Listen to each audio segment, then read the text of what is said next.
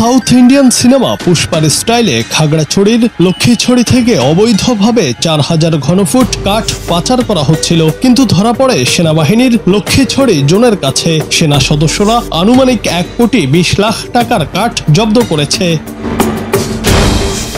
বৃহস্পতিবার সকালের দিকে বর্মাছড়ি বাজার সংলগ্ন দেওয়ানপাড়া এলাকা থেকে এই কাঠ জব্দ করা হয়। লক্ষ্মীছড়ি সেনা জোন সূত্রে জানা যায়, বর্মাছড়ি এলাকায় সেনাবাহিনীর একটি টহলকারী দল এই কাঠ জব্দ করে। এদিকে পাচারকারীরা সেনা টহলের উপস্থিতি টের পেয়ে পালিয়ে যায়। পরবর্তীতে উদ্ধার করা কাঠ বন বিভাগের কাছে হস্তান্তর করা হয়।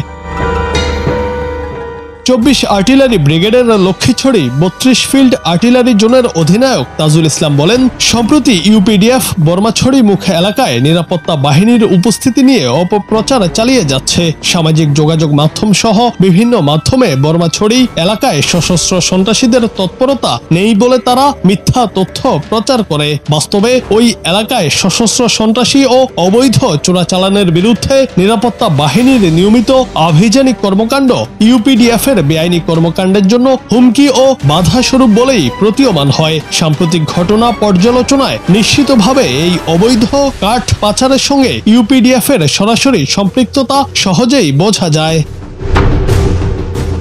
তিনি আরো বলেন, নিরাপত্তা বাহিনী দৃঢ়ভাবে জানিয়েছে তারা জনগণের নিরাপত্তা, আইন শৃঙ্খলা রক্ষা এবং অবৈধ চোরাচালান প্রতিরোধে সবসময় বদ্ধপরিকর। এই ধারা অব্যাহত থাকবে। জুনায়েদ আহমেদ, বাংলা টিভি।